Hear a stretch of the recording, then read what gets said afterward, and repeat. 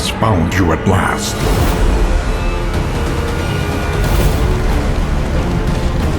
Everywhere, in all directions, destruction has claimed dominion.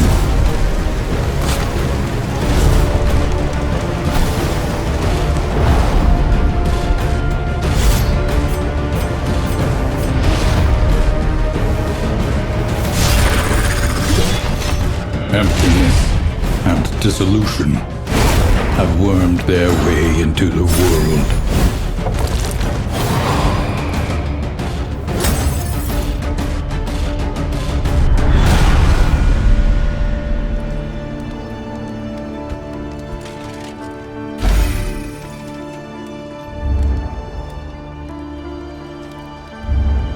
Onward once again, though all the world's horrors bar the way.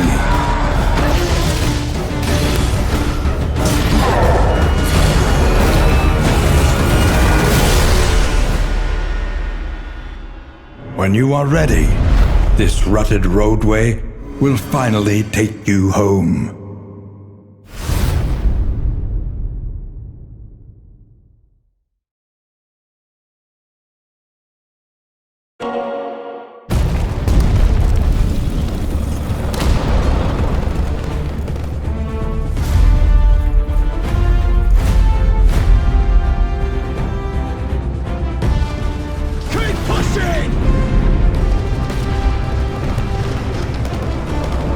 Enemy target destroyed!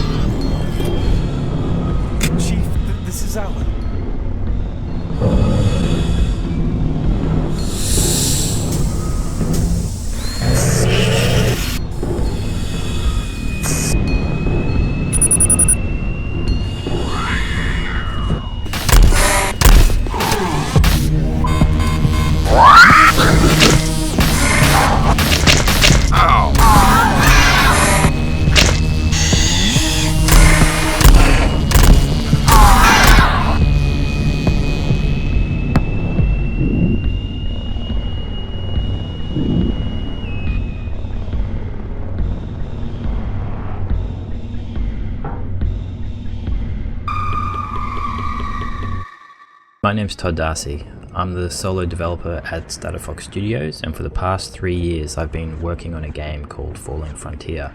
It's a sci-fi strategy game that just mixes the close action of naval combat as well as the grand scale of building throughout a star system.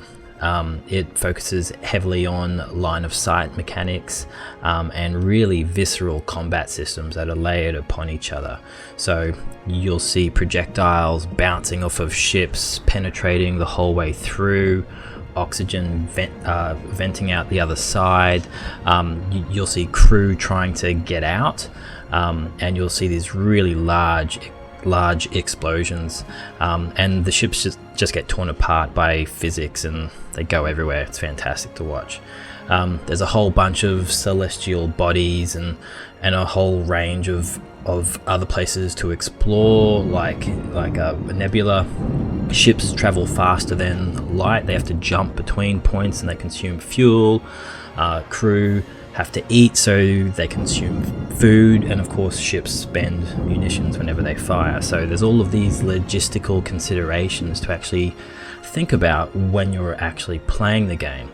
So it's got a lot of the classic things that you would find in a normal RTS, like base building, but it also borrows different elements from the 4X genre, such as ship design, and you can actually come into this ship editor and you can change the different types of weapons that you put on a ship. These all get unlocked via research, and you can just have these custom configurations to just really suit your actual purposes for your flotillas. Further to that, you've also got ship internals as well. So every ship has a bridge, crew quarters, jump drive, engine, stuff like that, and again, you can unlock different components and apply these to every ship just to have a really unique, customized flotilla.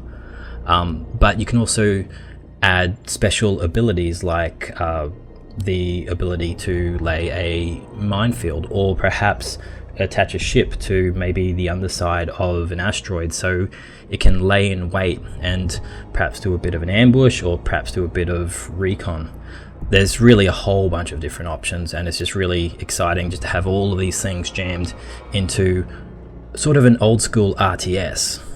As well, you've got crew, so you've got both enlisted and also command crew. So command crew are really important.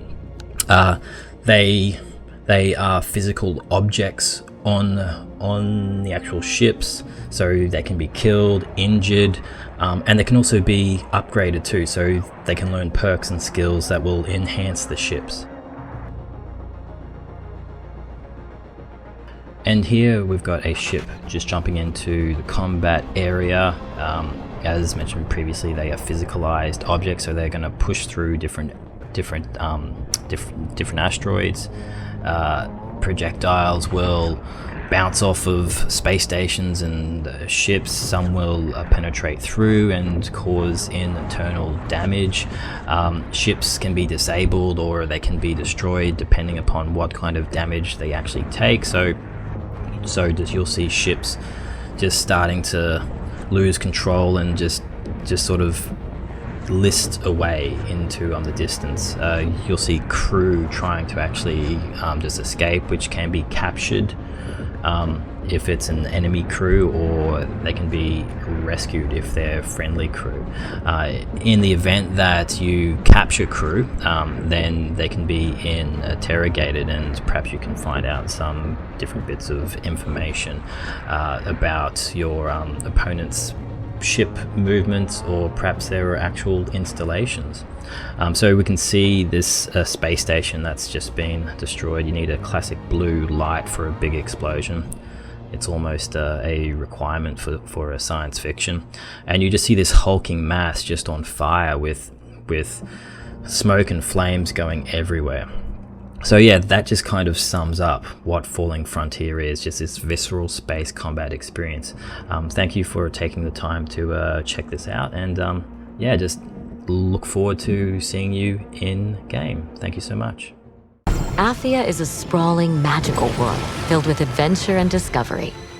On her quest to save this mystical land from the Tantas, Frey will uncover a variety of interesting detours, formidable challenges, and even a few delightful encounters. Some detours are provided by Athia's locals, who are in desperate need of Frey's help, while other points of interest can be found via marked locations dotting the vast landscape. Scattered across Athia are monuments, sacred stones where the Tantas once stored a fraction of their power. Freeing these landmarks from the corrupting force of the break will allow Frey to grow stronger. Certain monuments will present challenges, called flashbacks, that can earn Frey mana or other rewards upon completion. These can be attempted directly from the world map and can be repeated as many times as she needs to fully master them.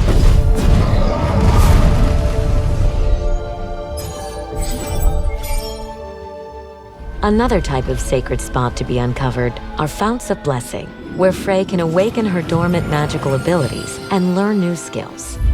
Frey can also upgrade her magic through spellcraft challenges, which are found in ancient books across Athia.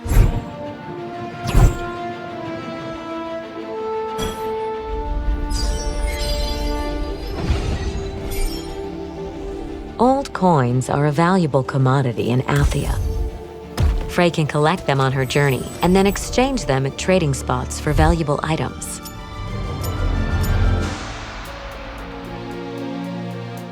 Beneath the surface of Athia are a myriad of locked labyrinths. Exploring these mysterious underground locations can be extremely dangerous, but also rewarding, as they hold powerful equipment in their depths. Saving Athia is a serious undertaking, and Frey will need a break from time to time. She can play a game with Partha, dice-like objects made from animal bones. Rolling them is said to bring good luck and can earn Frey a temporary battle boost. She can also take pictures at photo spots and show them to the children back in Sepal. The more pictures she takes, the more features she can unlock in photo mode. Frey will also encounter some furry friends known as the Tantas Familiars. These feline creatures usually roam around special monuments dedicated to them, but can pose quite a challenge to befriend. Conversely, Frey will come across some severely mutated beasts. These large, ferocious creatures are as awe-inspiring as they are terrifying and offer Frey the greatest opportunity to put her skills to the test. With so much more to uncover and experience in Athia, Frey will quickly learn that this magical land and its inhabitants are indeed worth fighting for.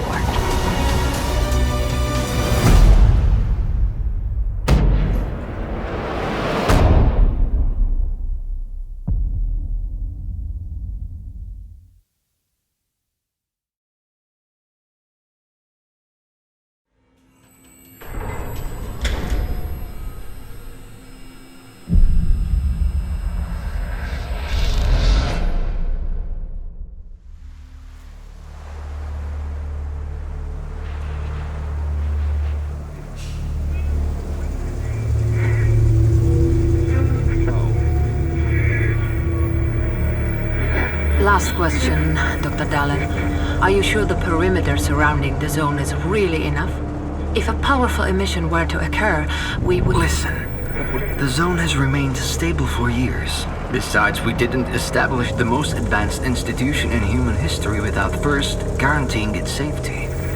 As the head of the Scientific Institute for Research of the Chernobyl area, or CIRCA for short, I believe the wonders that we will bring to the world far outweigh the potential risks.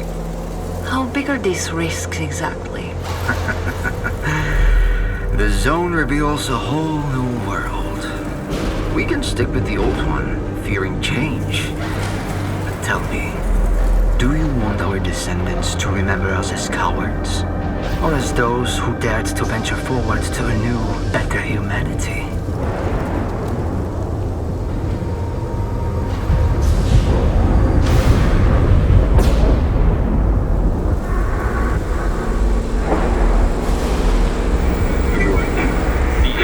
Evacuated. I remind our listeners that a similar happened in our region quite recently, ruining homes and livelihoods.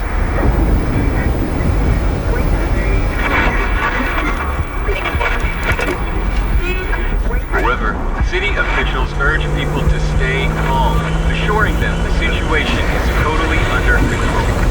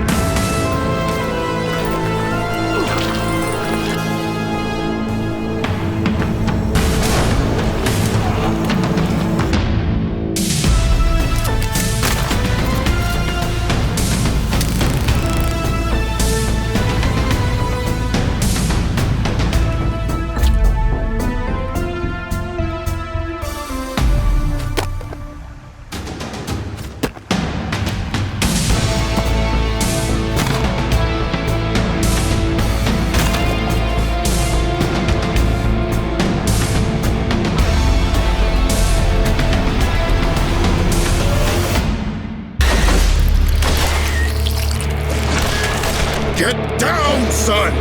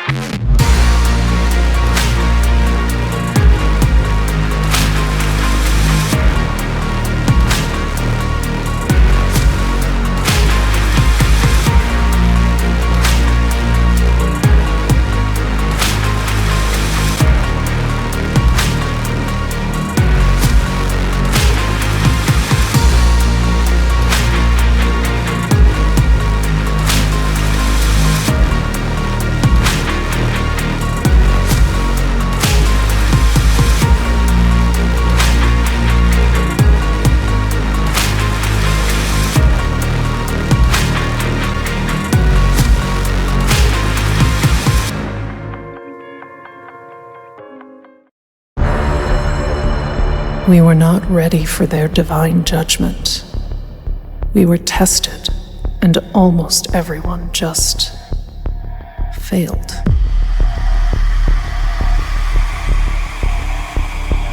Their dark mysticism shattered an era of enlightenment and ushered in the dusk of the 21st century.